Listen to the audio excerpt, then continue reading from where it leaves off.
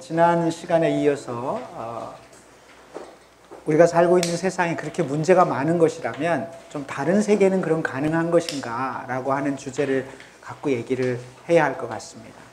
지난 시간에 우리가 자본주의 체제와 한국 사회 그리고 전 세계적인 문제에 대해서 쭉 세상은 어떻게 작동하는지를 봤는데, 그 세상에 문제가 있다면 다른 세상은 어떻게 가능할 것인지, 오늘 강의는 저도 잘 모르는 분야입니다. 사실은 다른 세상에 대해서 자본주의가 태동한 이래 수백 년 동안 약 200년 가까이를 늘 논쟁을 해왔던 문제이기 때문에 오늘 단 1시간 만에 이것은 이거다라고 정답을 얘기하는 시간이 아니라 여러분들과 함께 고민하는 시간으로 이해하시면 좋을 것 같습니다.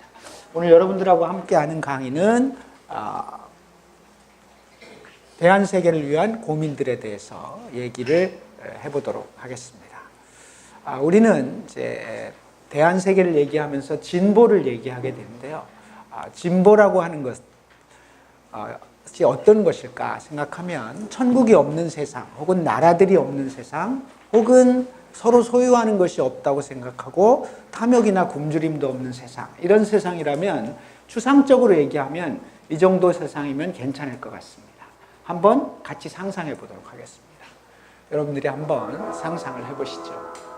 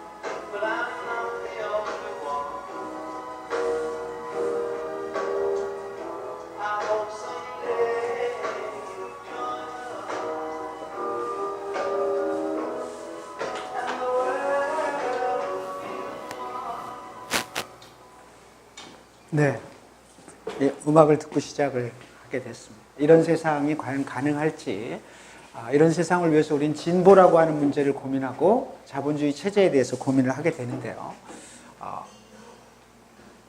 진보 혹은 진보 정당이라고 하는 것은 무엇일까? 가장 손쉽게 우리가 생각하는 것은 변화에 대해서 저항하는 것을 보수라고 얘기하고 변화를 추구하는 것을 진보라고 하는 건데, 단순히 이렇게 분류를 해서 진보를 얘기하게 되면 사실은 박근혜로부터 변화된 것이 진보라고 볼 수 있겠지만, 뭔가 새로운 것들을 얘기한다고 해서 무조건 진보라고는 할 수 없는 거겠죠. 그래서 이 정의만 가지고 진보라고 하는 것을 규정하기는 쉽지 않다, 이렇게 보여집니다.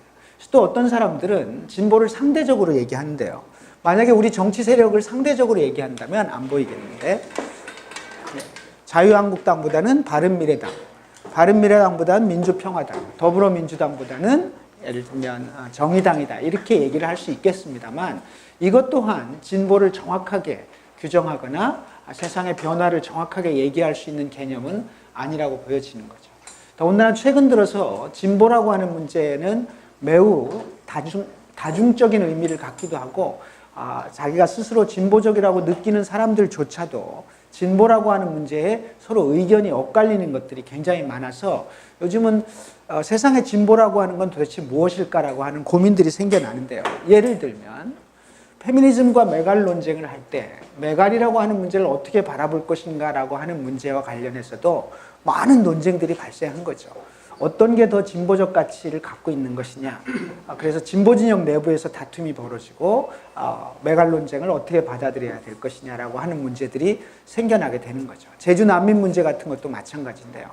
예를 들면 유럽에 가면 이슬람 복장을 모두 금지하고 있는데 이 금지에 공산당을 비롯해서 사회당이 모두 찬성을 합니다. 심지어 프랑스 같은 경우에는 이슬람 복장 금지를 찬성하는 표결을 붙였을 때 265대 1로 통과되는 거죠. 딱 한 명만. 상대적으로 보면 그것은 다른 관점에서 보면 문화적 제국주의고 이슬람 복장에 대해서 유럽사회에서는 입지 못하도록 하는 것이 굉장히 비진보적인 그런 상황이라고 볼 수 있습니다만, 한편으로 보면 그것은 여성을 억압하는 기제이기 때문에 히잡 같은 것을 쓰는 것은 바람직하지 않고 그것이 남성에 대한 여성의 소유를 의미하는 것이다, 이렇게 주장하는 사람이 있는가 하면 그렇지 않다. 그것은 문화적 제국주의이고 현실적으로 한 나라의 고유의 정체성, 이슬람의 근본적인 정체성을 부정하는 것이기 때문에 옳지 않다, 이렇게 주장하는 거죠. 이런 논쟁들이 벌어지면서 실질적으로 보면 정말 진보는 어떤 것일까라고 하는 고민들이 생겨납니다. 최근에 카카오와 카풀 문제도 많은 사람들이 진보적이라고 생각하는 사람들이 카풀을 찬성하는 구조들을 보면 이 구조를 어떻게 봐야 할 것인가라고 하는 고민들이 생겨나는 거죠. 근데 사실 우리가 오늘 진보라고 얘기할 때 가장 근원적으로 접근해야 될 문제는 바로 이런 문제가 아닐까 생각합니다. 안 돼. 네. 바로 우리가 지난 시간에 배웠던 것처럼 상부구조라고 하는 것이 결국 세상을 결정하는 건데요. 법과 정치, 철학, 사상 이런 것들이 결국 사회를 결정하는 기본적인 요인이고, 이 요인들이라고 하는 것은 생산력과 생산 관계로부터 시작된다는 얘기를 우리가 지난주에 배웠기 때문에 결국 법, 정치, 철학, 사상, 좀 더 다른 세상을 얘기한다면 생산력과 생산 관계로 이어지는 소위 자본주의 체제의 근간이 되는 이 구조를 어떻게 바꿀 것인가라고 하는 것이 사실은 역사의 변화 혹은 진보적인 사회를 만들어가는 구조에 있어서 가장 중요한 것이 되지 않겠나, 이렇게 보여집니다. 우리는 지난 시간에 300 더하기 200 더하기 알파는 700이라고 배웠고요. 이 구조가 결국은 세상이 이윤을 추구하는 구조 속에서 끊임없는 모순이 발생한다라고 하는 것을 확인했고, 자본주의 체제가 갖고 있는 이 알파라고 하는 이윤이라고 하는 문제 때문에 발생하는 구조가 생긴다면 이 구조를 어떻게 해결할 건가? 이 자본주의 체제의 생산 양식을 해결함에 따라서 상부 구조가 변화할 수밖에 없다라고 하는 것을 확인했기 때문에 오늘 우리는 기본적으로 자본주의 체제를 대신하는 이 토대를, 상부 구조를 바꾸기 위해서 이 토대를 어떻게 변화시킬 것인가를 고민했던 문제들에 대해서 얘기를 해보려고 합니다. 어쨌든 진보라고 하는 건 자본주의 체제의 생산력과 생산관계를 고민하는 것이고, 보다 평등한 삶을 얘기하는 것이고, 이윤보다 인간을 고민하는 것이고, 사회적 약자의 인권을 생각하는 것, 크게 보면 이런 정도의 카테고리에서 얘기할 수 있겠다고 보여지는 거죠. 물론 아까처럼 진보라는 관점이 해체주의적 관점에 있어 자본주의 체제로만 설명할 수 없는 여러 가지 요인들이 현대사에서 등장하기 시작합니다만, 근본적으로는 어쨌든 이런 구조 속에서 이런 문제들을 우리가 어떻게 바라볼 거냐. 여기 정의당 당원들이 많으신데, 정의당은 과연 진보정당이라고 하면 자본주의 체제의 생산력과 생산관계를 근본적으로 고민하는 정당인지, 아니면 다른 대안을 고민하는 정당인지, 또 여러분들은 진보적으로 산다라고 얘기하지만 실제 나는 다른 세상에 대해서 어떤 고민을 하고 있는 건지 하는 것을 오늘 이 시간을 통해서 한번 확인해 봤으면 좋겠습니다. 그러면 본격적인 얘기를 들어가 보도록 하겠습니다. 우선 대한사회를 고민하려면 지금 우리가 살고 있는 세상을 엄밀하게 분석을 해야 되는데, 그것은 이미 우리가 살고 있는 세상은 지난 시간에 분석을 끝을 냈습니다. 완벽하게 한 건 아니지만 어떤 작동 원리에 의해서 어떻게 움직이는지를 확인했는데, 결론적으로 그 사회를 확인하면 핵심적으로는 이 문제가 발생하는 이유는 결국 이 생산수단이라고 하는 것을 500원 가진 사람이 갖고 있기 때문에 발생한 것이죠. 자본가라고 하는 생산수단을 소유하는 그런 사람들이 존재하고, 그 속에서 이 200이라고 하는 것이 인간임에도 불구하고 상품으로 사용하기 시작하고 그걸 통해서 이 이윤을 끊임없이 추구하는 이 세 가지 요소가 딱 결합하고 있는 구조, 이 구조 때문에 자본주의 체제의 모순이 발생하는 것이라면 결국 이 구조를 어떻게 극복할 것이냐라고 하는 게 우리가 대안 체제를 고민할 때 핵심적으로 고민해 봐야 될 부분이죠. 우리는 이렇게 배웠습니다. 이 체제에서는 자본 간의 경쟁이 벌어지고 생산이 사회화되기 시작하고 그리고 생산이 무정부성이 돼서 공급이 과잉되고 공급이 과잉되는 구조 속에서 공급과 수요의 불일치가 나타나고 그렇게 되면 공급을 맞추기 위해서 노동자를 해고하고 생산을 감축하고 이런 구조들이 발생하고 그러면 이윤율이 떨어지고 그렇게 되다 보면 불황이 오고 이것이 점점 심해지면 공황 상태가 되면서 자본주의 체제가 위기에 빠질 수밖에 없다라고 하는 것을 지난 시간에 배웠는데요. 결국 이것이 누구든지 간에 현재 체제에서 갖고 있는 일반적인 생각인데요. 여기서 생각이 갈립니다. 이제 대안 체제를 고민하는 사람들은 이 기본적으로 자본주의에 대한 이해는 같이 하지만 여기서 생각이 갈리는 거죠. 하나는 모순이 적대적으로 변할 것이다. 결국 자본주의 체제는 이 알파를 추구하는 이윤 추구 때문에 그리고 자본가들이 끊임없이 이 생산 관계라고 하는 것을 이 구조로 돌리는 속에서 알파를 추구하고 하는 이윤 추구의 세상 속에서 결국은 그 모순이 극단적인 적대의 양태로 나타날 것이다 라고 보는 견해를 갖고 있습니다. 또 한 견해는 꼭 그렇지는 않다라고 보는 거죠. 모순이 극복되고 조화될 거다 이렇게 보는 견해가 존재하기 시작합니다. 그래서 이게 문제가 많은 체제인 건 분명하고 이것을 극복해야 되겠지만 이 극복이 하나의 이 모순은 적대적이기 때문에 극한으로 갈 수밖에 없기 때문에 새로운 체제를 고민해야 된다라고 하는 견해와 모순이 극복되고 조화될 수 있다라고 하는 견해로 갈라집니다. 그럼 어떻게 갈라지는지 한번 볼까요? 첫째, 모순이 적대로 간다고 보는 사람들은 공황이 발생할 거고 그렇게 되면 노동자와 자본가가 필연적으로 싸움을 할 수밖에 없고 그 과정 속에서 자본주의 체제는 붕괴할 수밖에 없다. 이윤을 추구하는 구조 속에서 자본주의 체제는 종국적으로 붕괴할 수밖에 없다고 보는 견해가 등장합니다. 그것을 우리는 사회주의라고 부르는 거죠. 사회주의라고 하는 것은 바로 이 아까 얘기했던 자본주의 체제의 3요소는 모순이라고 하는 것을 근본적으로 안고 있기 때문에 해소와 치유가 불가능하다. 그리고 그것은 결국 적대적인 관계가 될 것이고 결국 자본주의 체제의 붕괴로 치달을 수밖에 없기 때문에 노동자들이 나서서 이 구조를 새로운 체제로 바꿔야 된다.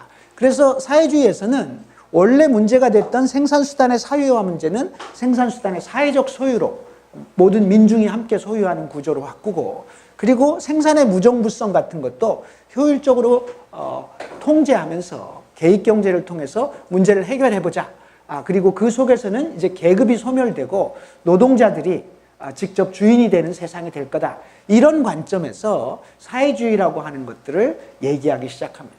그리고 현실적으로는 실제적으로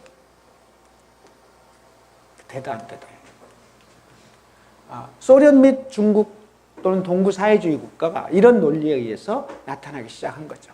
반대는 모순이 극복되고 조화될 거다라고 보는 견해입니다.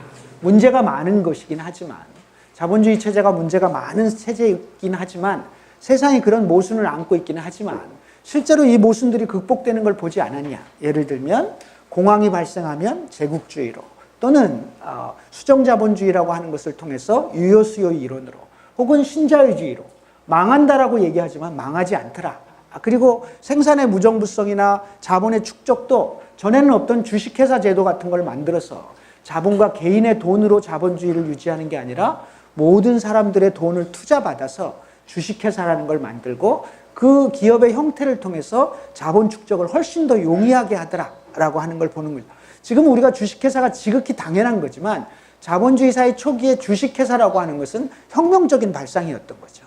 사실은 자기 돈이 아니라 이 순환 과정을 거쳐서 알파가 나오면 그걸 가지고 자본을 축적해서 자본 이것을 더 확장시키는 건데 이렇게 알파가 나오기 전에 훨씬 더 많은 자본을 주식회사라는 제도를 통해서 확장시킬 수 있고 기업들이 콘체른이나 트러스트 같은 제도를 통해서 생산의 무정부성을, 너는 요만큼 생산하고 나는 요만큼 생산해서 서로 잘 해보자, 함부로 막 생산하지 말자, 이런 구조들을 만들어내고, 금융이라는 구조를 통해서 자본을 훨씬 더 쉽게 조달할 수 있는 구조를 만들어내고, 노동조합을 만들고, 그렇게 해서 노동자들이 성장하면서 노동조합이 만들어지고, 그래서 자본가들하고 일정하게 대결하면서 조건들을 바꿔나가지 않았냐.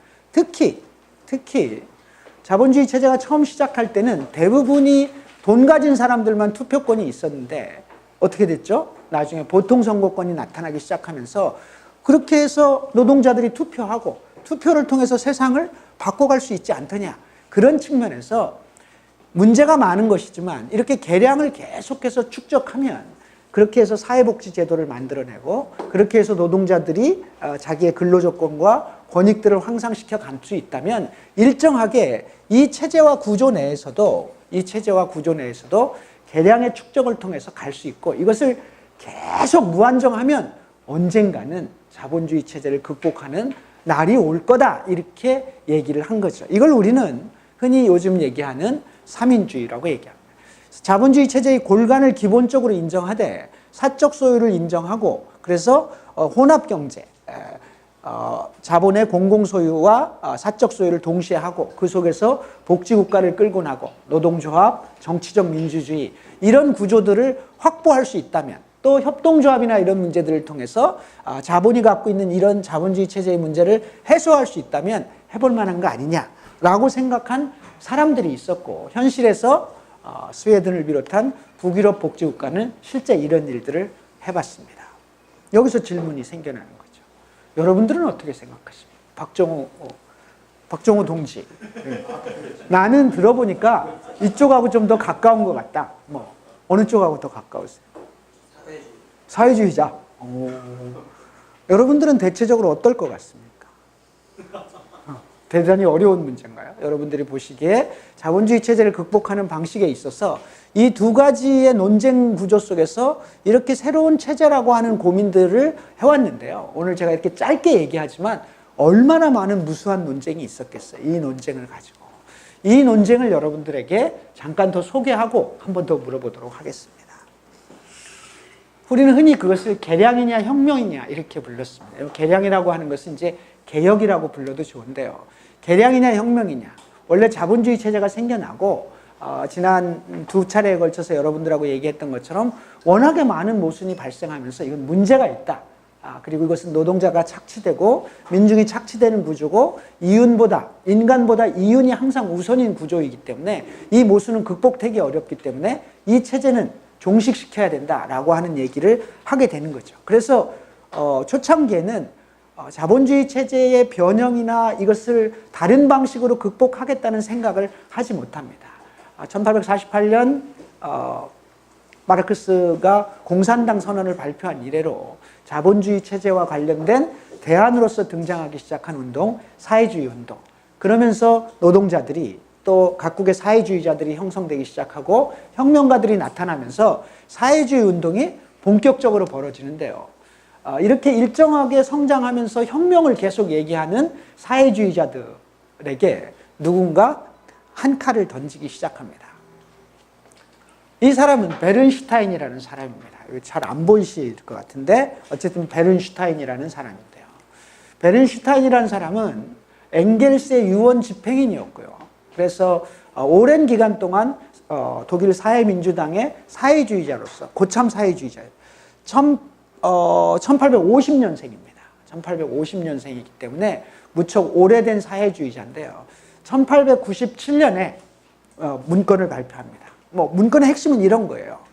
야, 너네 맨날 혁명하자고 하는데, 우리 당 맨날 혁명하자고 하는데, 하는 짓을 보니, 하는 일은 의회 내에서 맨날 복지제도 주무르고, 요걸 이렇게 좀 바꿔주세요라고 얘기하고, 말로만 혁명이라고 하고, 실제로는 도대체 우리가 혁명한다는 게 무슨 의미냐. 다시 한번 생각해보자. 사회는 그렇게 변화되는 것 같지 않다라고 얘기를 하면서 정면으로 사회민주당 내부에서 정면으로 공격적인 문건을 제출합니다. 그게 1890 왜 안 나와? 6년, 7년 때 나왔던 건데요.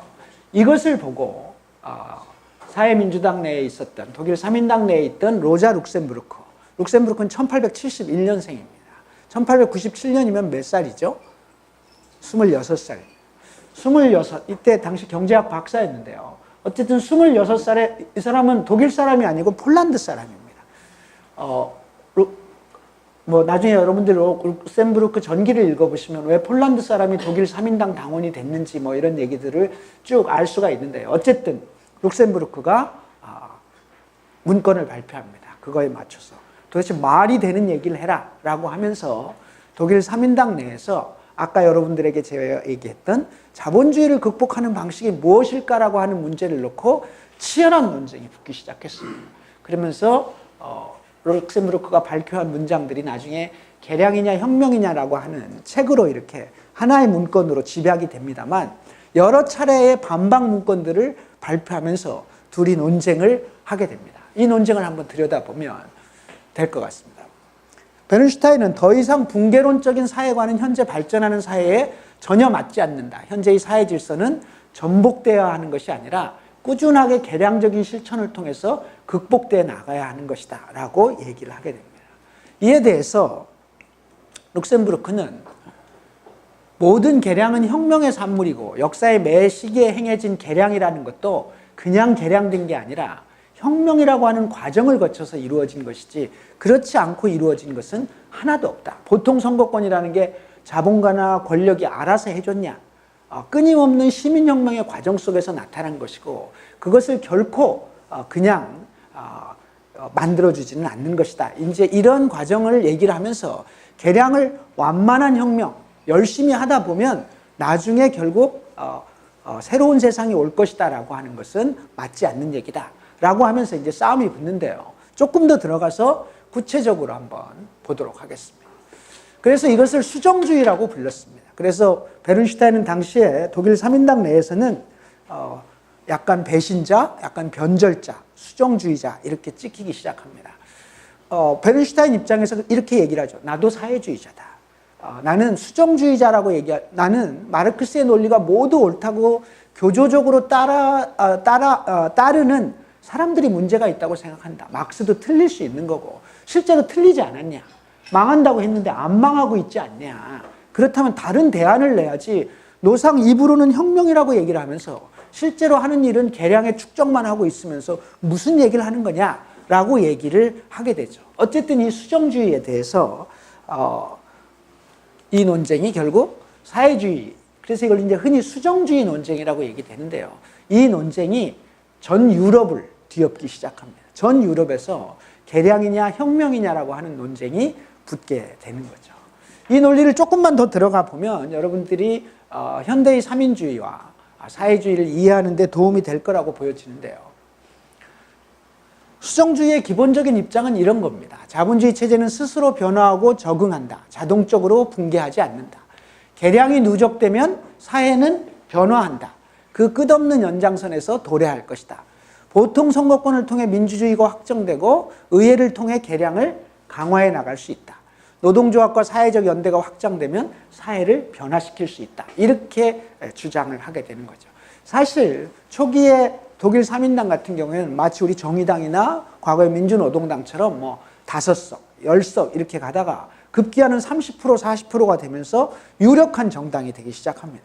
그래서 이것도 바꾸고 저것도 바꾸고 노동자들의 임금도 실제로 올랐고 노동시간도 실제로 단축됐는데 이런 현실적인 것들을 왜 바라보질 못하느냐. 그리고 이게 계속해서 진행되면 되지 않겠냐. 이렇게 주장을 하는 거죠. 룩셈부르크는 이렇게 주장을 합니다. 자본주의 체제는 모순에 의해서 필연적으로 붕괴할 것이고 개량의 누적이란 이윤의 창출을 의미하고 이윤을 창출시키려면 오히려 운동이 자본주의 체제의 유지에 협조해야 되는 거 아니냐. 이 얘기는 결국 개량을 누적시키기 위해서는 물적 토대가 필요한데 물적 토대가 필요하려면 자본주의 체제가 알파를 끊임없이 생산해내면서 생산력이 확대돼야 되는데 그러려면 기업의 자본의 알파 생성에 노동자들이 협조해야 된다는 문제가 발생하는 거다. 그렇다면 결국은 세상을 변화시킨다고 하면서 자본주의 체제라고 하는 이 모순된 체제를 끊임없이 옹호하는 결론을 내는 거 아니냐. 이게 말이 된다고 보냐. 그리고 너는 계속해서 가면 결국은 될 거라고 얘기를 하는데 실제로 그게 가능하냐? 목표가 없는 운동이 어디 있냐? 이렇게 묻는 거죠. 이때 베른슈타인이 이렇게 답변합니다. 내게 목표를 묻지 마라. 내게는 운동이 전부다. 이렇게 얘기하고, 그럼 운동이 전부이지 나에게 목표를 묻지 마라. 이렇게 얘기를 하게 되죠. 어쨌든 계량이라는 레모네이드 한 방울 가지고, 그리고 한 방울로 야만의 세상을 바꿀 수 있다라고 하는 발상 자체를 이해할 수 없다. 토대의 변화 없이 상부 구조는 변할 수 없고, 노동조합 뭐 이렇게 얘기하지만 노동조합이라고 하는 게 할 수 있는 게 도대체 뭐냐? 그건 결국 사업장 내의 근로 조건을 개선하는 것이고, 계량적이고 이기적이고 조합주의적인 형격을 가질 수밖에 없는 것이지, 그게 노동조합이 세상을 바꿀 수 있다고 택도 없는 소리 하지 마라. 이렇게 얘기를 하게 되는 거죠.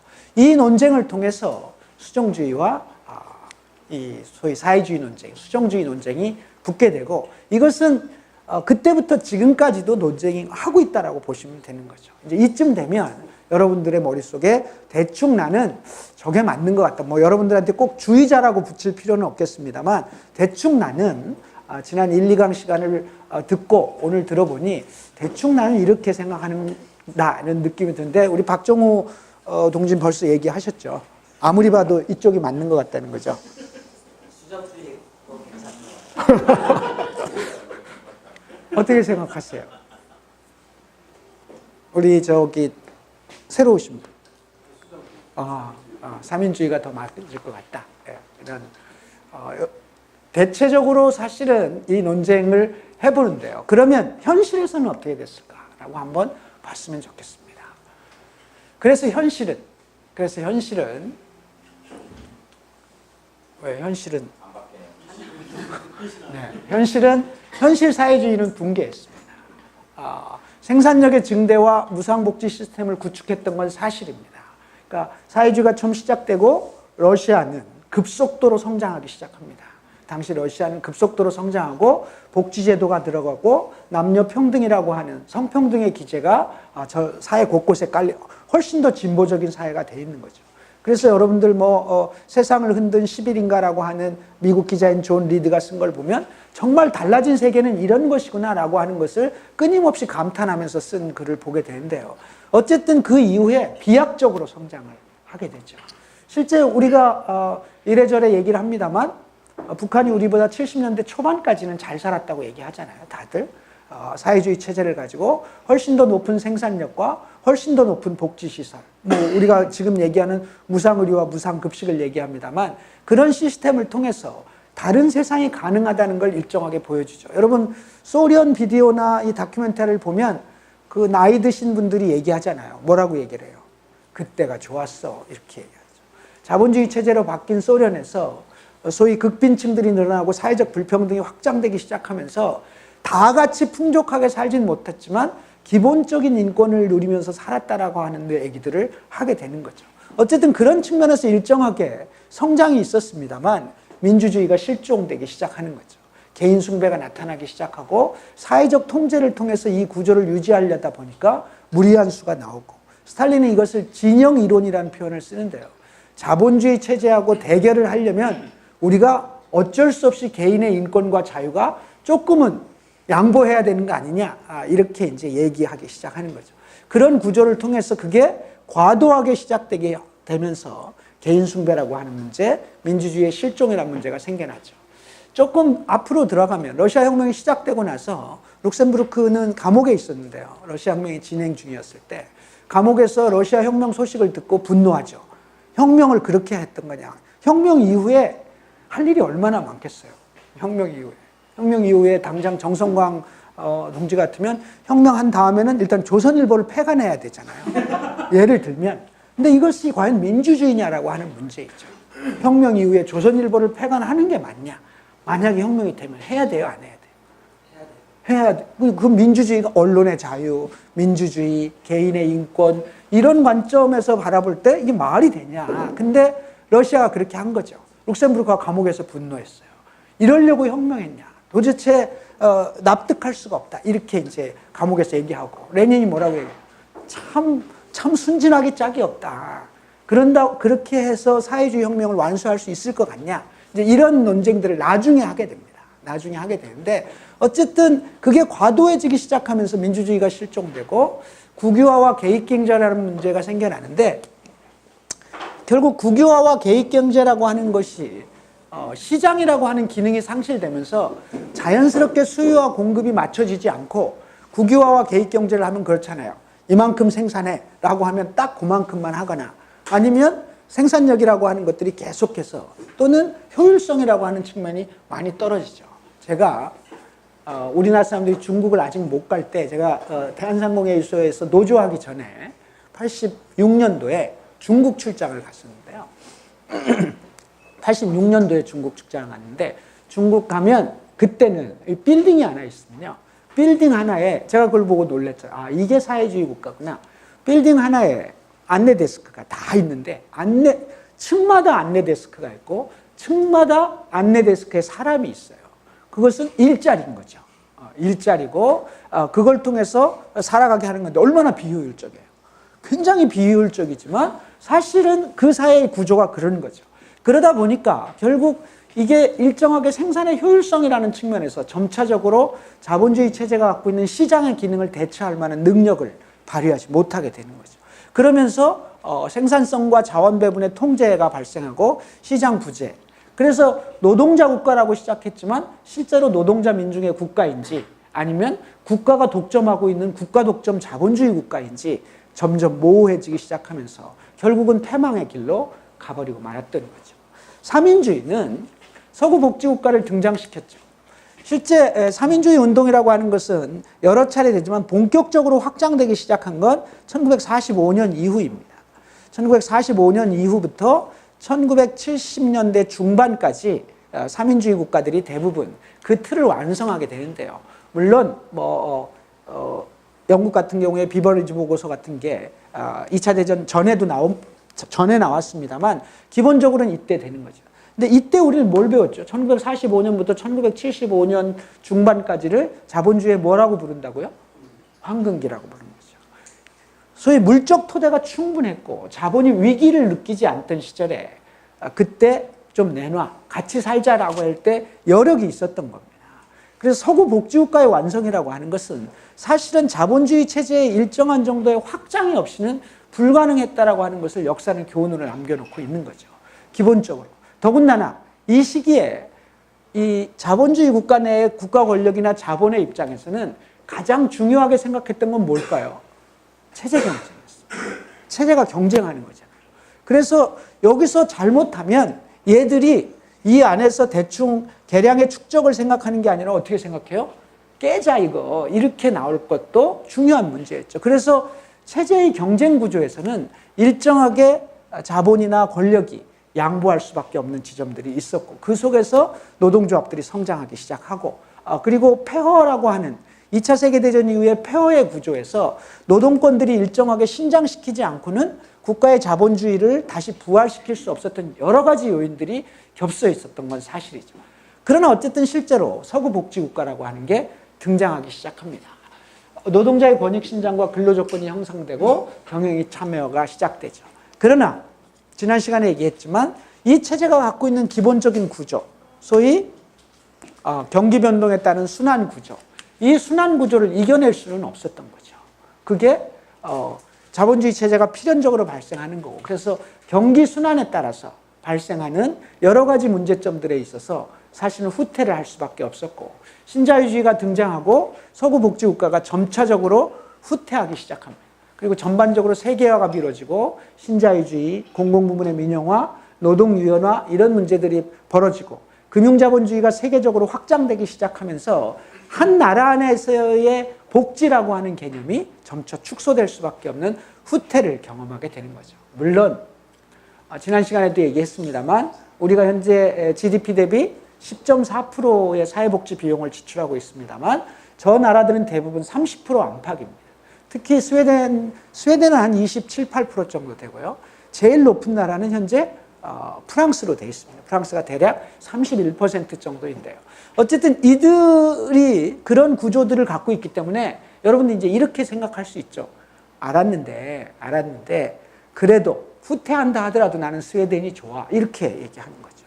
그러니까 이 논리는 누구도 답변하기가 어렵습니다. 그렇게 후퇴한다 하더라도 나는 스웨덴이 좋고 그 정도만 돼도 나는 만족이야. 이렇게 얘기한다면 사실 대한체제와 관련된 논쟁과 관련해서는 이 실물적인 논쟁을 그렇게 접근하면 할 말이 없는 거죠. 아니 뭐 문제가 있다 하더라도 나는 스웨덴만큼이면 좋아. 우리 이제 오수환 동지도 스웨덴에 대한 열광적인 팬이잖아요.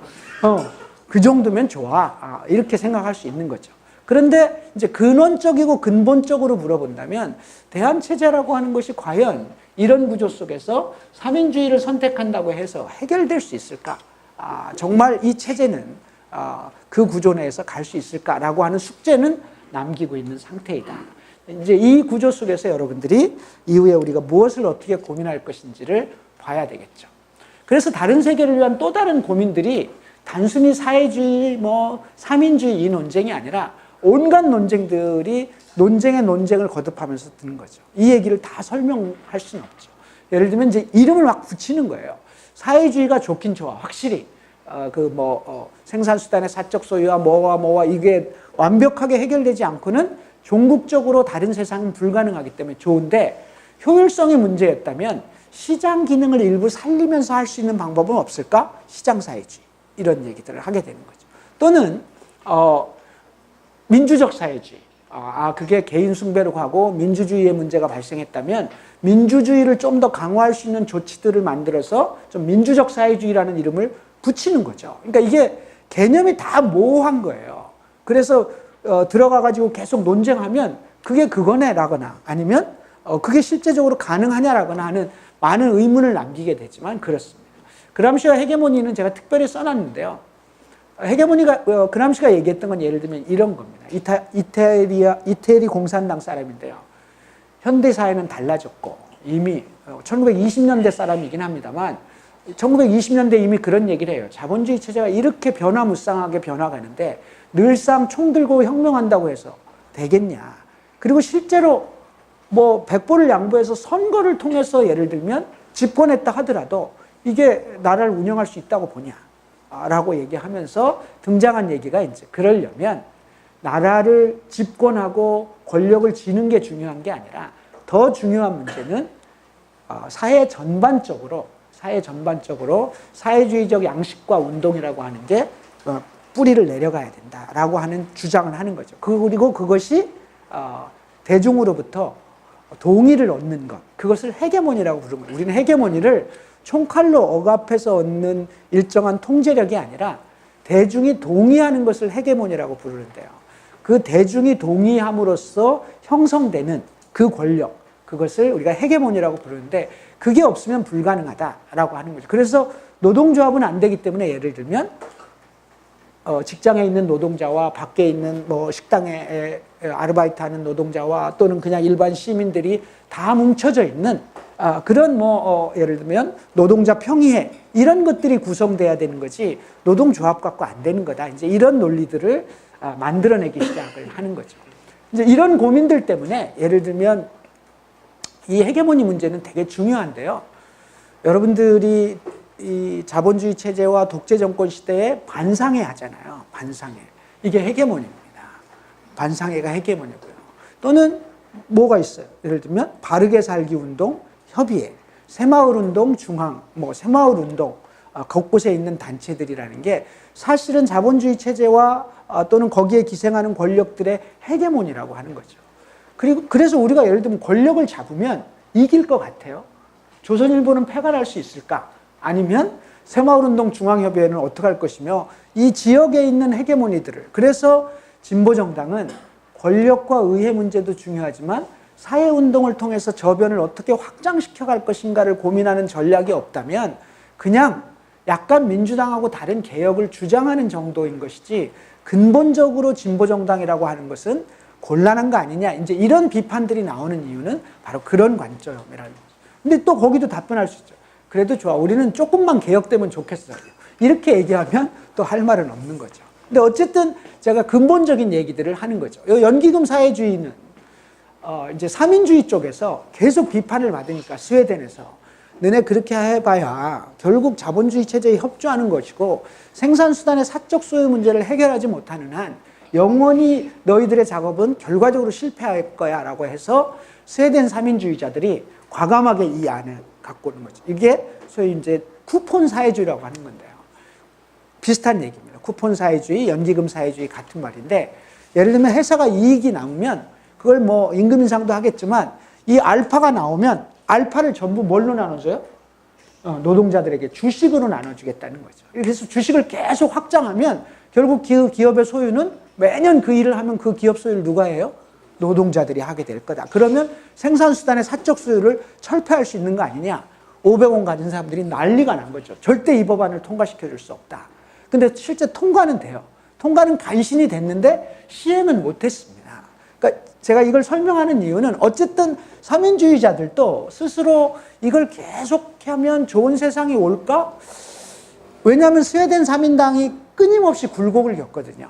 1990년대 말부터 84년에 최초로 집권을 뺏기나요? 76년에. 예. 76년에 최초로 뺏겨서 82년까지 6년 동안 뺏기는데 이때가 어떤 때예요? 어떤 때?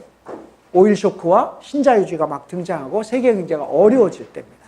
이때 너네 말대로 하고 살았는데 안 된 거 아니냐라고 하면서 스웨덴 국민들이 스웨덴 3인당을 버려요. 무려 대체적으로 60년 이상 집권했었는데 76년에 처음으로 집권을 뺏기게. 그 뒤로는 자주 뺏겨요. 자주 왔다 갔다 하게 되는데 그 왔다 갔다 하는 이유는 바로 이런 문제가 존재하고, 그래서 스웨덴 3인당도 스스로의 고민이 생기는 거죠. 어쨌든 연기금 사회주의 뭐 등등등, 때로는 이제 뭐 영국 노동당의 제3의 길이나 이렇게 해서 이게 제3의 길이 아니라 아예 자본주의에 투항한 길로 지금은 평가되고 있는데요. 어쨌든 뭐 여러 가지 얘기들을 하죠. 최근에 와서는 결국은 뭐 민주주의야, 급진 민주주의고 무슨 민주주의를 좀 더 강화하는, 그래서 그 폭을 확장시키면 되는 거야. 그래서 민주주의가 뭐야? 노동자들이 먹고 사는 문제고 시민이 먹고 사는 문제인데, 먹고 사는 문제를 해결할 수 있는 급진적인, 정치적으로도 급진적이고 경제적으로도 급진적인 대안들을 갖고 나오면 되는 거지, 사회주의, 삼인주의 논쟁할 필요 없어. 뭐 이렇게 이제 얘기하기도 하고요. 그래서 이 논쟁은 여러분들이 책을 찾아보시면서 공부도 하고 해야 되는 거죠. 그러니까 대안체제라고 하는 게 그렇게 쉽게 오는 구조는 아닌 거죠. 문제는 여러분들에게 오늘 뭐 사회주의가 어떻고 삼인주의가 어떻고 뭐 이런 얘기들을 했습니다만, 따지고 보면 결국 현실에서는 우리는 뭐 해요? 계속 계량의 축적을 얘기하고 있는 거죠. 결국 현실에서는 그렇습니다.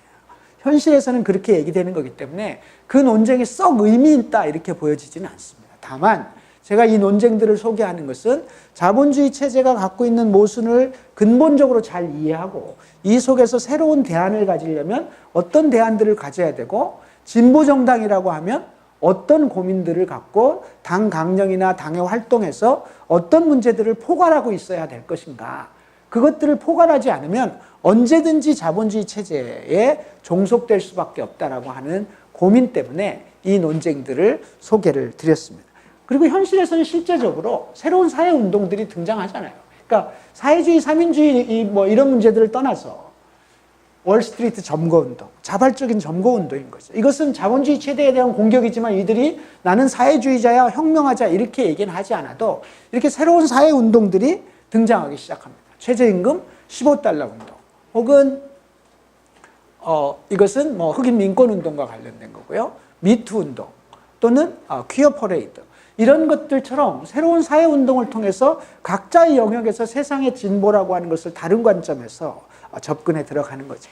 그리고 사회주의, 삼인주의 같은 고루한 논쟁 말고 사회적 경제, 공유경제, 기본소득 논쟁, 환경운동, 지역공동체, 반핵, 뭐 협동조합, 페미니즘, 장애인운동 등등 다양한 운동의 영역에서 운동을 해 들어가면서 세상에 대한 접근들을 해 가는 거죠. 그래서 우리가 뭐 공연히 이게 무슨 주의 논쟁을 하기보다는, 주의 논쟁으로 우리들의 풍부한 이 고민들을 좁히기보다는 사실은 이런 문제들을 폭넓게 봐가면서 함께 세상의 대안들을 어떻게 고민해 갈 것인가. 그리고 여기 진보정당에 당원이 있다면 우리 당원들은 또는 진보정당은 어떤 관점에서 세상을 봐야 될 것인가 하는 것을 봤으면 좋겠습니다.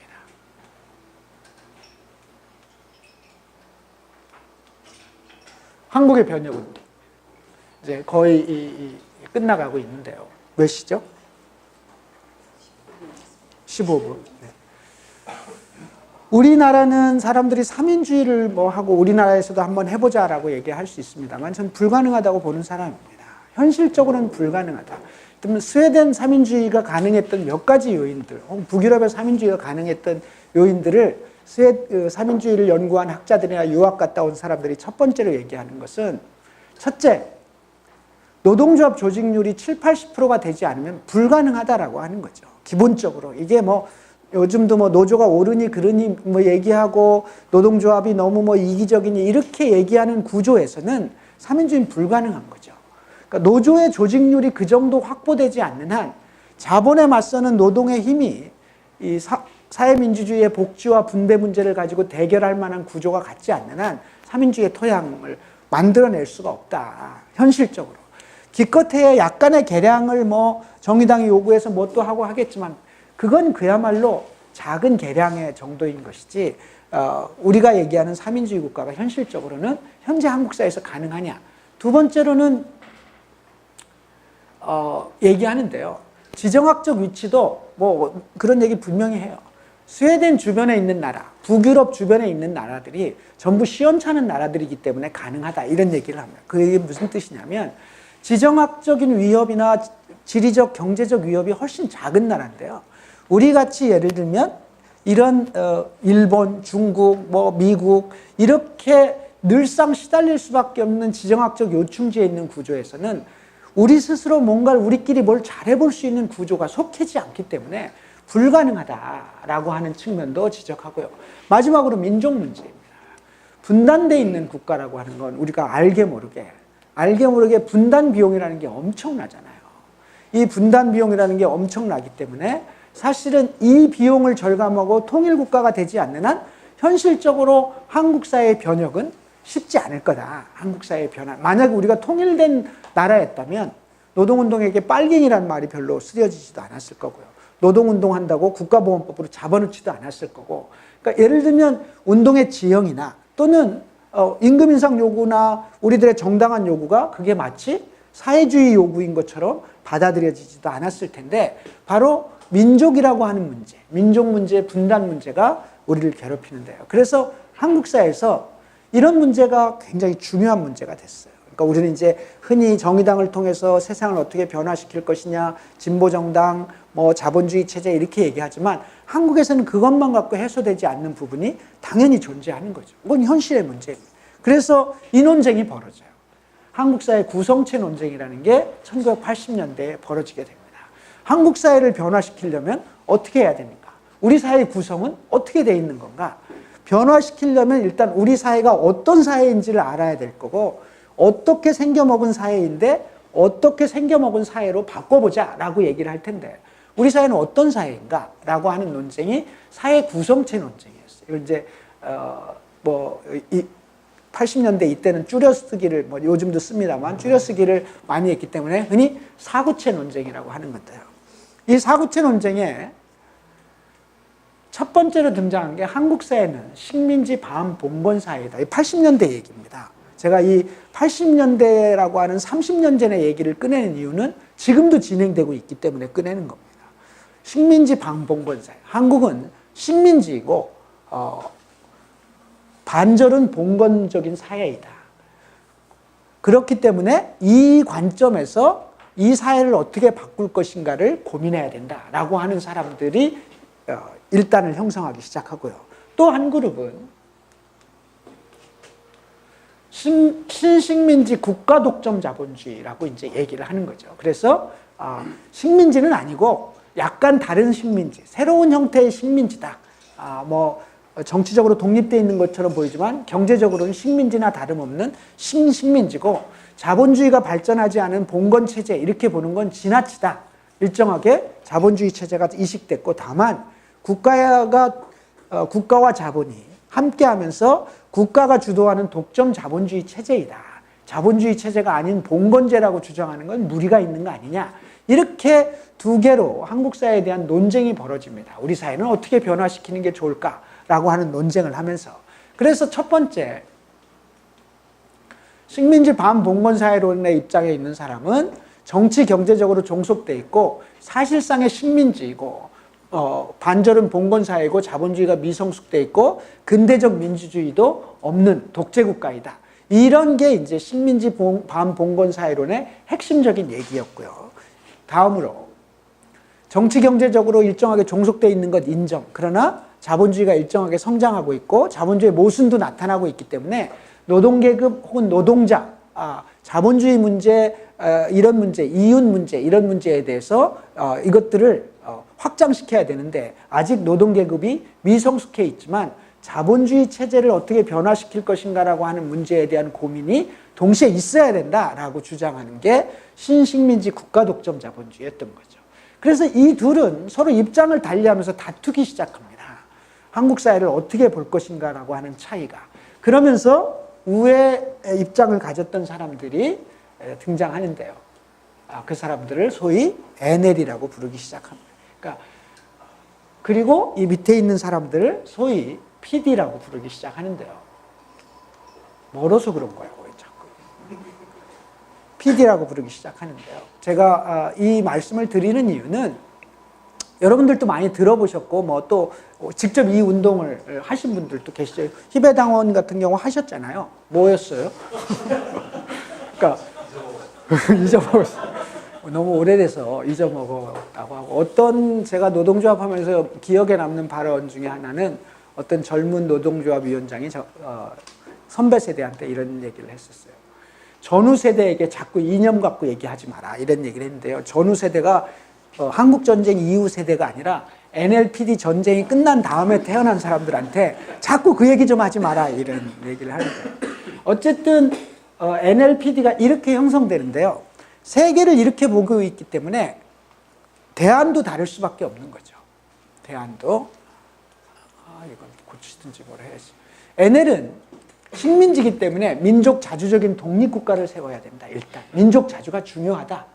그리고 그러기 위해서는 실제로 우리를 지배하고 있는 것은 일본 다음에 우리를 식민지처럼 지배하고 있는 건 미국이기 때문에 미국에 대한 반미를 해결해야 돼. 우리 뭐 정치 권력, 5.18 뭐 이런 문제 다 미국이 하는 거고 박정희 독재 이런 거 다 미국이 뒤에서 손봐주는 거기 때문에 사실 식민지나 마찬가지고 이러기 위해서는 일단 분단 체제를 극복해야 되고 그러려면 어떻게 돼요?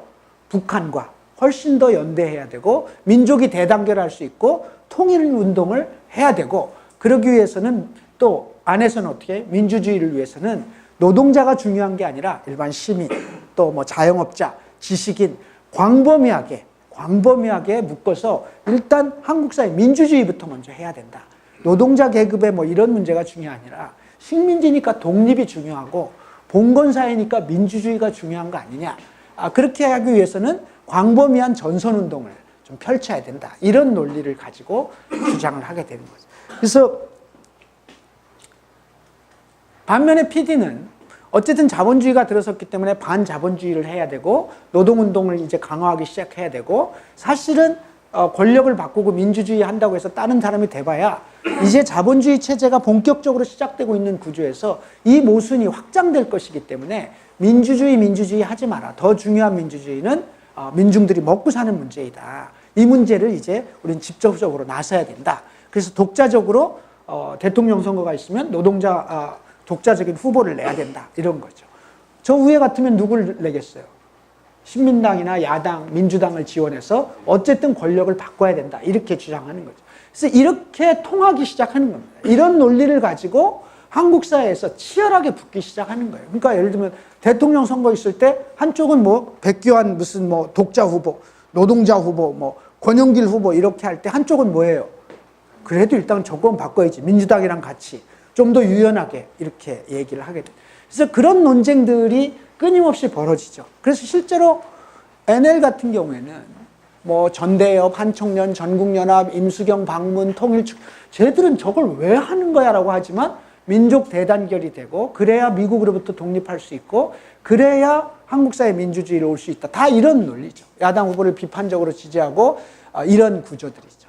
이 안에서 북한과의 관계 속에서 훨씬 더 북에 대해서 훨씬 긍정적인 입장이 가진 사람들이 생겨나기 시작하는 거예요. 훨씬 더. 그런 긍정적인 입장을 갖고 나타나서 김일성의 주체 사상이 옳다라고 생각하는 데까지 나간 사람들을 NL 주사라고 부릅니다. 그러니까 NL은 NL인데 NL 중에서도 주체 사상과 가까운 사람들이라고 얘기를 하는 거죠. 근데 어쨌든 뭐 밑에 주사 문제를 빼놓고 나면 저것을 저들은 나쁜 놈들이다 이게 아니라 NL은 훨씬 더 유연한 사람들입니다. 그러니까 여러분들이 이제 이 흐름이 나중에 이제 통진당 막 이렇게 흐름이 되는 건데요. 여러분들이 볼 때는 굉장히 과격한 사람으로 보일지 모르지만 훨씬 더 온건한 사람들인 거죠. 저분들의 노선은 훨씬 더 온건하죠. 그래서 이분들의 노선은 훨씬 더 과격한 겁니다. 따지고 보면 자본주의 체제를 깨야 된다 이렇게 주장하는 거고, 여기는 민주주의를 위해서 자영업자도 손잡아야 되고 뭐 시민들하고도 훨씬 더 가깝게 가야 되고 이런 거죠. 그래서 우스갯소리가 있잖아요. NL 운동가와 PD 운동가가 한 마을에 들어가서 전도하러 들어가면 NL은 뭐 하죠? 마당부터 쓴다는 거예요. 아무 말도 안 하고 동네 마당만 쓸고요. PD는 어떻게 해요? PD는 다 모여가지고 공회당으로 모여서 교육부터 한다는 얘기가 있죠.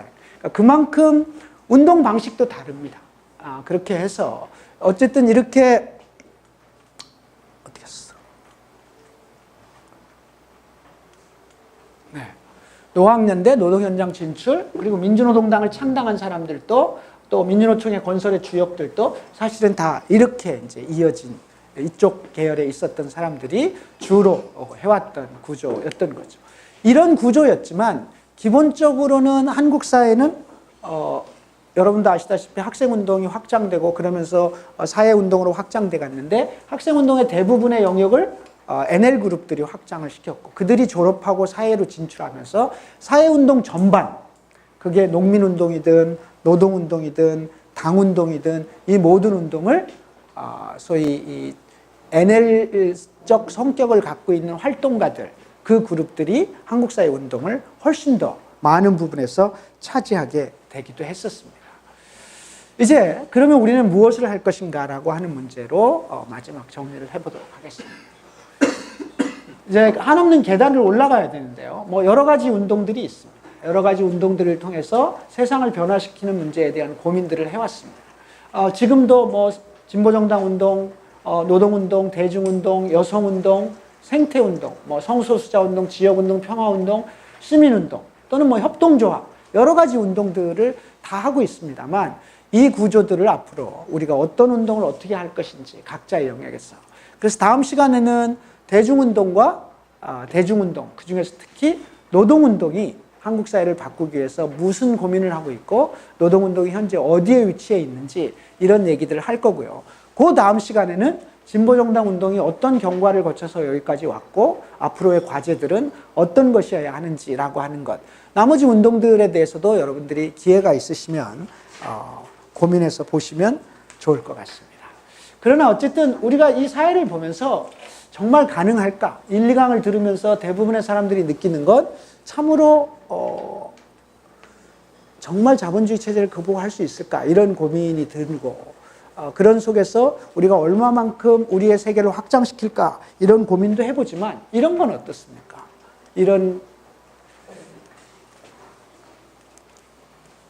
네. 이 사람은 알렉산드리아 오카시오 코르테스입니다. 어제 신문에 났던 사람인데요. 미국 민주당의 하원 선거에 최연소로 당선된 29살짜리 민주당 하원의원, 뉴욕에서 당선이 됐는데요. 이 사람은 나는 민주적 사회주의자이다. 한줌 부자들이 아니라 만인을 위한 미국을 만들기 위해 출마했다라고 선언을 하고 출마했습니다. 그리고 결국 대략 한 65대 35, 70대 30 정도의 압도적인 표차로 최연소 하원의원에 이번 선거에서 당선이 되는데요. 이 사람이 내세운 공약은 만인에게 평등한 의료정책, 인권으로서의 주택정책, 평화경제를 위한 전쟁의 영구종식, 공립대학 등록금 폐지 등등. 사실은 우리도 이런 정도의 공약을 못 내고 있는 거잖아요. 따지고 보면 뭐 공립대학 등록금을 완전 폐지하자 이런 주장을 내지를 못하고 있는 구조인데요. 인권으로서의 주택정책.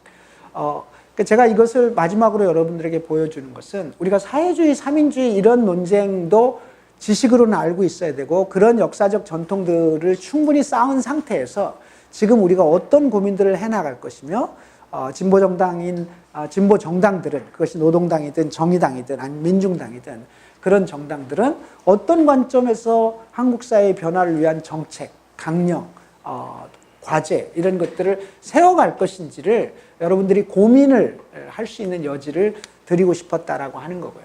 그런 속에서 알렉산드리아 오카시오 코르테스라고 하는 이 최연소 하원 의원, 나이의 문제가 아니라 이 사람이 했던 출마의 사유 그리고 이 사람이 제시했던 공약들을 보면서 우리가 앞으로 어떻게 한국 사회의 변화를 만들어갈 것인지를 고민하는 자리가 되기를 바라겠습니다. 제가 오늘 초두에 얘기한 것처럼 해법을 드리려고 하는 교육이 아니라 오늘은 여러분들과 같이 이러이러한 고민들이 지난 150년 동안, 200년 동안 있었는데 이제 우리 새로운 고민을 시작하자라는 취지로 이해를 하셨으면 좋겠습니다.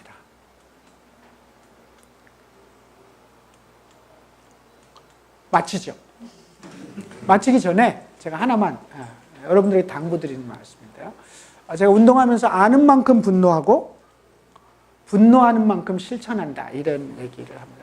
여러분들하고 나하고 이렇게 앉아서 하는 얘기는 제가 어떤 지식을 전수하는 게 아니라 이 정도 지식은 여러분들이 책을 봐도 되고 인터넷을 봐도 됩니다. 다만 제가 여러분들하고 소통하고 서로 얘기하고 여기 모인 사람들끼리 같이 새로운 사회를 향해서 나가간다라고 하는 것을 고민하는 자리가 됐으면 좋겠다는 거죠. 그래서 뒤풀이를 해야 됩니다. 뒤풀이를.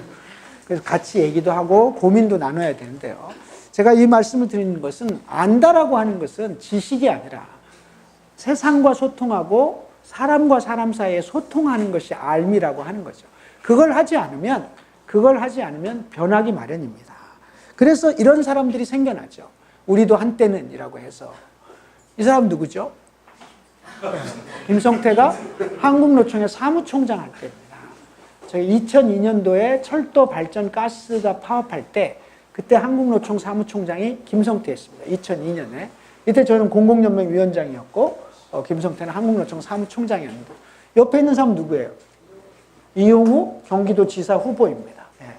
정의당의 그때 민주노총 사무총장이었습니다. 네. 근데 지금의 모습은 이렇습니다. 이 사람은 왜 이렇게 변했을까요? 물론 뭐 한국노총 사무총장 할 때도 막 아주 훌륭한 사람은 아니었지만 이 사람은 왜 이랬을까요? 이 사람은요. 이 사람은 아주 유명한 사람입니다. 심재철. 서울대 이 서울역 앞에 모였던 80년 5월 15일, 소위 5.18을 앞두고 5.18이 벌어지기 직전에 80년 5월 15일에 전두환은 물러나라고 서울에 있는 모든 대학생들이 모였던 서울역 장면입니다. 이때 사실상 이 모든 군 중에 최고 사령관이 심재철이었다고 봐야 됩니다. 서울대 학생회장이었고요. 각 대학의 학생회장들이 모여서 결국 철군을 결정을 청와대로 몰려가자 이렇게 되는 것을 그래서 뭐 어쩌려고 하다가 결국 철군을 하게 되는데 한때는 이렇게 살았던 사람이지만 지금은 문 대통령 내란죄로 고발해야 된다 이렇게 얘기를 하는 거예요. 이 사람은 왜 이렇게 사는지 그런 사람들뿐은 아니죠. 이 사람은 누굴까요? 이재호입니다. 민중당을 창당할 때 민중당 사무총장을 합니다. 민중당 창당 당시 사무총장을 하는데 이 사람은 이명박 정권이 자유민주주의 제가 모든 책임지고 감옥 가겠다 할 정도로 이명박의 오른팔 역할을 하게 되는 거죠. 그러니까 이렇게 세상이 자기도 진보를 꿈꾸고 여러분들도 진보를 꿈꾼다고 하지만 이 사람은 누굽니까? 이 사람은 김문수입니다. 나중에 진보정당사 얘기할 때 한 번 더 김문수에 대해서 얘기할 기회가 있겠습니다만 김문수는 심상정에 말하자면 사수입니다. 말하자면 사수였고요. 그만큼 운동의 대선배였고 저도 초창기 노조운동할 때는 자주 만났던 사람입니다만 그 사람은 이렇게 변했잖아요. 이명박 대통령은 이승만, 박정희, 세종대왕, 정조대왕 다 합쳐도 반만년 역사에 최고의 역량을 가진 대통령이다. 이렇게 얘기를 하고 천년 만에 나온 박근혜 대통령은 뭐 여왕이다. 이런 어쨌든 이렇게 될 사람이 변화를 하게 되는 거죠. 가장 대표적인 사람은 아마 이 사람일 겁니다. 누구죠? 예, 이명박은 1965년에 한일 구력외교, 한일 협정 당시에 고려대학교 상과대학의 학생회장이었습니다. 상과대 학생회장으로서 애국학생연맹의 부위원장을 하면서 6.3 데모를 한쪽에서 주도를 어쨌든 고대에서 했던 사람. 그래서 재판받고 감옥도 갔어요. 감옥도 갔지만 지금은 이런 사람이 돼버렸죠. 이 모든 비리를 저지른 사람이 됐습니다. 저는 안다라고 하는 것을 게을리하면, 소통하는 것을 게을리하고 세상과 소통하는 걸 게을리하면 이렇게 된다라고 하는 것을 말씀을 드리는 겁니다. 그런 사람뿐이겠어요. 많습니다. 뭐 여러분들이 강철 서신이라고 아까 얘기한 NL 뭐 이런 김영환, 유근일, 하태경, 히틀러, 무솔리니, 이광수, 이승만, 심지어는 김지아까지 다들 한가락했던 사람들이고 나름대로 열심히 살았던 사람들이지만 결국은 배신자이거나 민중을 배반하거나 진보의 역사에서 비껴나는 이유는 나도 한때는 이라고 말하거나 나도 한때는 뭐 사회주의에 미친 적이 있었지, 이게 좋은 말이 아닙니다. 한때는 이라고 얘기하지 않는 삶을 살았으면 좋겠다라는 말씀을 드리겠습니다. 그러면서 마지막으로 다시 한번 뭐야 이거? 이거 뭐 고쳐봐야 되겠다. 이거 잘 안 돼. 건전지 탓인가? 몇 번씩 눌러야 돼.